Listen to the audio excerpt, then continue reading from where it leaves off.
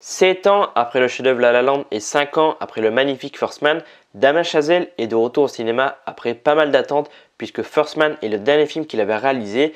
Il revient donc avec Babylone qui est un film d'époque se déroulant dans les années 1920 qui montre le début du cinéma à Hollywood et la transition entre le muet et le sonore avec un côté jazz présent dans le film comme La La Land. Le film est aussi composé d'un casting assez incroyable. Et alors le nouveau film de Damien Chazelle, Babylone, est-il aussi magistral que les avis le disent? Ce nouveau film de Damien Chazelle intitulé Babylone, malgré le casting incroyable, ça je pense que personne ne pourra dire le contraire, pour moi il est à des années-lumière de ce qu'il avait fait avec La La Land.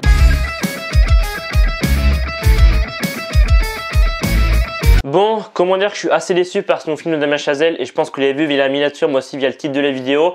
Disons que c'était une plus grosse attente de l'année 23, c'était clairement ma plus grosse attente de début d'année. Et disons qu'après le sublime La La Land, je l'ai vu je crois quelques mois après sa sortie en 2016 ou un an après. Et clairement la première fois que je l'ai vu, comme beaucoup de personnes, j'ai pris une claque mais monumentale. Et aujourd'hui c'est un de mes films préférés. Ryan Gosling et Emma Stone sont incroyables, l'univers est incroyable, la BO est incroyable, le côté jazz est incroyable, tout est bien dans La La Land. Et du coup après First Man en 2018 j'avais aussi beaucoup aimé, mais là c'était plus un film dans l'espace. Et j'avais hâte de voir ce nouveau film parce que à la base, c'est pas Margot Robbie qu'on va avoir dans le film, c'est Emma Stone et Brad Pitt. Et du coup, j'étais hyper hypé. Alors évidemment, j'aime beaucoup Emma Stone, mais j'aime encore plus Margot Robbie. Je pense qu'un jour, je ferai vraiment ma vidéo top actrice, mon top actrice et mon top acteur. Et Margot Robbie, je pense qu'elle est dans mon top 10 des meilleures actrices au monde. Du coup, j'avais hâte de voir le film. Et le problème, c'est que quand tu te fais une idée d'un film et que quand tu vas voir le film en salle, c'est pas ce que tu espérais, tu peux être que déçu. Et le problème, c'est que je sais pas pourquoi je m'étais mis en tête, via le premier teaser qui est sorti il y a quelques mois, j'avais pas vu le second trailer pour vraiment me gâcher le moins le film. C'est que je m'étais mis en tête que c'était un film comédie musicale avec donc un côté jazz comme La La Land et que ça se passait dans une sorte de cirque cabaret avec un casting donc incroyable. Margot Robbie, Brad Pitt, Diego Calva, Tobey Maguire et Samara Weaving, etc. Le casting vraiment il est incroyable, je vais pas tous les citer. Et du coup, je sais pas pourquoi je m'étais mis ça en tête. Et du coup, je pouvais être que déçu parce que, comme je disais avant, c'est un film qui se passe dans les années 1920 et c'est donc un hommage au cinéma hollywoodien qui passe donc du cinéma muet, sonore et ensuite à la couleur. Et tu vois un peu la dégringolade des acteurs qui, étaient populaires au niveau du cinéma muet. Ensuite, ça passe au sonore, donc on a une nouvelle génération qui arrive. Les anciens, clairement, sont en train de dégringoler. Le public adhère moins aux anciens. Il y a une nouvelle génération qui est donc arrivée. Et ouais, en vrai, je suis déçu. Parce que après le chef-d'œuvre La La Land, clairement, qui pour moi, c'est un de mes films préférés et je pense que j'aimerais toujours ce film. En vrai, je m'attendais à un truc aussi bien que La La Land, voire aussi lourd. Le problème, c'est que c'est pas La La Land, les gars. Et je sais pas pourquoi j'espérais que ça soit dans le même veine, dans le même thème que La La Land, alors que pas du tout. C'est sur le cinéma hollywoodien. Damien Chazelle, il a fait un hommage au cinéma hollywoodien, donc dans les années 1920, c'est ce qu'il voulait faire. Il l'a dit en interview.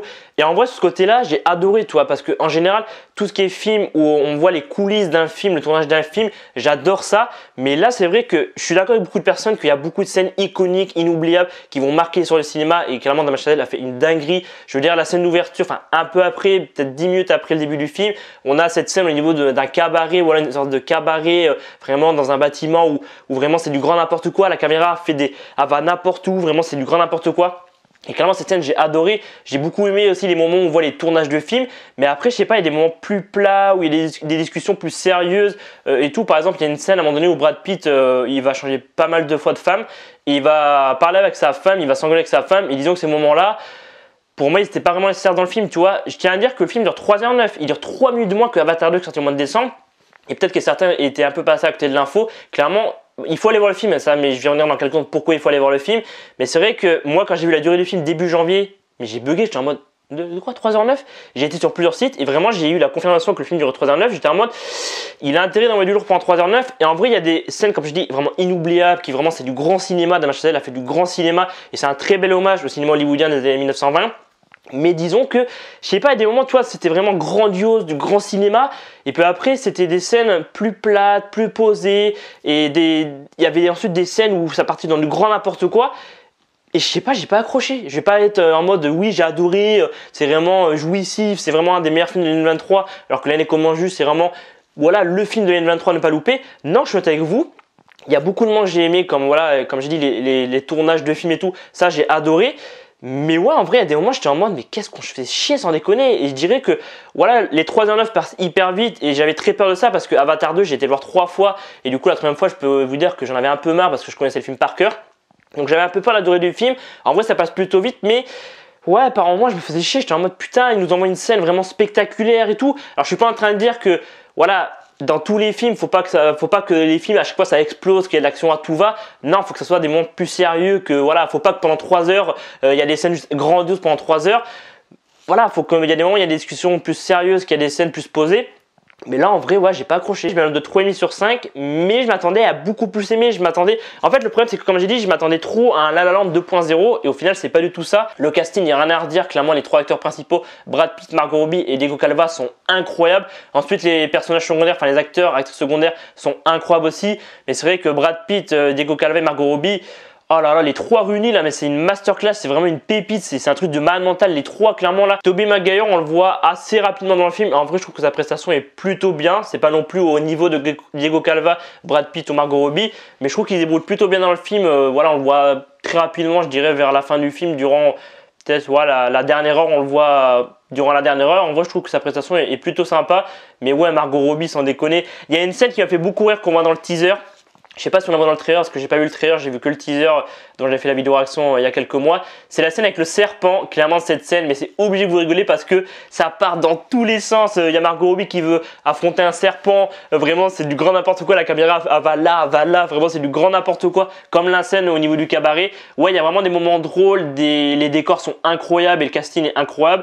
Mais ouais, je sais pas, il y a un truc qui fait que j'ai pas autant accroché que d'habitude, toi. Je sais pas, je saurais pas expliquer. En vrai, je peux pas être plus autant avec ça. C'est que il y a beaucoup de scènes que j'ai aimées, mais dans la globalité, c'est pas aussi incroyable à ce que je m'attendais, tu vois, via le teaser. Mais le problème, c'est qu'on en vient toujours au même point, c'est que maintenant les films américains ou même tout genre de films, ils mettent tout dans les trailers, vraiment, ils mettent. T'as l'impression en fait que quand tu vas voir le film, t'as tout vu via le teaser. Et là, le problème de Babylone, c'est que j'ai l'impression que tous les meilleurs moments, en fait, toutes les grandes scènes qu'on voit dans le film, ils ont mis via le teaser. Et du coup, bah, quand tu vas voir le film, t'es en mode ah les gars, finalement, ils t'ont mis tous les meilleurs moments dans les teasers, dans les trailers. Et du coup, bah, t'es un peu déçu. Alors du coup, comme je dis un peu plus tôt dans la vidéo, j'ai dit que j'allais vous dire pourquoi il faut aller voir Babylone pour moi, même si moi j'ai bien aimé mais sans plus. Pour moi, je pense qu'il faut aller voir Babylone, le nouveau film de Damien Chazelle qui sort donc demain en salle. Si vous voyez cette vidéo le 18, bah, il est sorti aujourd'hui. Je pense qu'il faut aller le voir rien que pour le casting. Déjà, le casting est incroyable. La performance des 3 acteurs principaux, Brad Pitt, Margot Robbie et Diego Calva, est incroyable. Mais vraiment, pourquoi il faut aller le voir, c'est pour les scènes vraiment qui sont juste grandioses, qui sont juste magnifiques. Vous allez être en mode putain, mais Damien Chazelle, il a fait un truc de malade mental, les décors sont incroyables, vraiment c'est un très bel hommage à l'histoire du cinéma, vraiment de voir l'évolution aussi du cinéma muet au sonore et ensuite aux couleurs. Vraiment c'est incroyable. Et puis la scène de fin, clairement, quand Diego Calva est dans le cinéma, vraiment ça met des frissons. Parce que j'ai pas envie de spoiler, j'ai pas envie de gâcher ce moment-là, mais vraiment ce moment-là j'étais en mode putain, c'est vrai que quand même le progrès en temps d'années, c'est incroyable, vraiment le progrès qu'on a fait depuis les années 1920, j'étais en mode c'est juste dingue. Donc ouais, je pense que rien que pour le casting, pour les scènes qui sont juste d'une folie mais incroyable, et pour voilà, de voir l'évolution du cinéma, rien que pour ça, je pense qu'il faut, c'était les 3 choses pour lesquelles il faut aller voir le film. Et aussi, c'est important de se faire son propre avis. Comme j'ai dit, moi, j'ai bien aimé sans plus, j'ai mis un note 3,5 sur 5. Mais si vous voyez des avis négatifs sur un film, il faut aller se faire son propre avis. Je le dis souvent dans mes avis, allez toujours vous faire votre propre avis sur un film ou une série. C'est pas parce que vous voyez qu'un film a des avis négatifs ou une série a des avis négatifs que vous n'allez pas accrocher. Ça se trouve, vous allez regarder la série ou le film en question et vous allez vous dire mais cette série c'est une masterclass, c'est la meilleure série que j'ai vue de ma vie, c'est le meilleur film que j'ai vu de ma vie. Voilà, il faut pas se fier aux avis, il faut aller voir le film et se faire son propre avis. Moi voilà, je le dis, j'ai bien aimé mais sans plus, c'est pas non plus mauvais. Voilà, il y a d'autres films beaucoup pires que ça, toi, il y a des films plus mauvais que ça. 3,5 sur 5, je pense que c'est une bonne note. Et évidemment, je m'attendais à mieux. Mais voilà, après, je vais pas dire que j'ai adoré le film alors que pour moi c'est bien. Voilà, c'est bien, je dirais que j'ai pas eu Whiplash. Donc si je devrais faire un classement actuellement des films de Damien Chazelle, en 1 je mets La La Land, en 2 je mets First Man et en 3 je mets Babylone.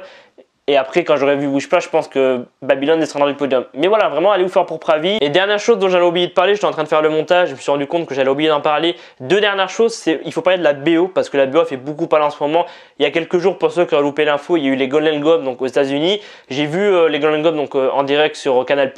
Et je sais que Babylone a été récompensé pour la meilleure BO, meilleure musique. Et en vrai, je trouve que c'est pas mérité. parce que pour moi, comme le film, c'est à des années-lumière de ce qu'il a fait avec La La Land. La La Land, le film est incroyable, la BO est incroyable et je l'ai écouté pendant des mois et des mois. Quand des fois, je sais pas trop écouter quoi sur Spotify pour un peu me motiver, je mets La La Land, tu vois. Mais là, c'est vrai que Babylone, je vais peut-être l'écouter un petit peu, mais pas autant que La La Land. Donc en vrai, voilà, je sais pas ce que vous en pensez. Et autre chose aussi que j'ai oublié de parler par rapport voilà, à aller faire son propre avis par rapport au film, c'est que il en faut pour tout le monde au niveau du cinéma, au niveau des séries, au niveau des musiques, au niveau des livres et tout. Et je sais que certains d'entre vous qui regardent la vidéo, là, vous avez adoré Babylone et je respecte votre avis. Moi, en vrai, j'ai aimé mais sans plus, mais je sais que d'autres vont adorer et c'est normal, il en faut pour tout le monde dans le cinéma. Et voilà, c'est la fin de la vidéo et donc la fin on a eu sur Babylone, le film de Damien Chazelle qui sort donc demain en salle. Là actuellement on est le 17, il est 19h18 et normalement la vie sort vers 23h. Donc si vous voyez la vidéo le jour de sortie, clairement j'espère que vous allez adorer le film et n'hésitez pas à me dire en commentaire ce que vous avez pensé du film. Est-ce que vraiment vous êtes en mode c'est une dinguerie, c'est un truc de malade mental, c'est déjà le meilleur film de 2023,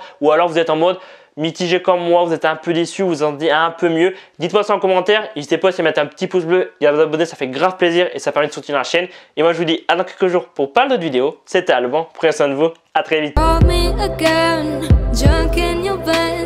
Driving home under the influence.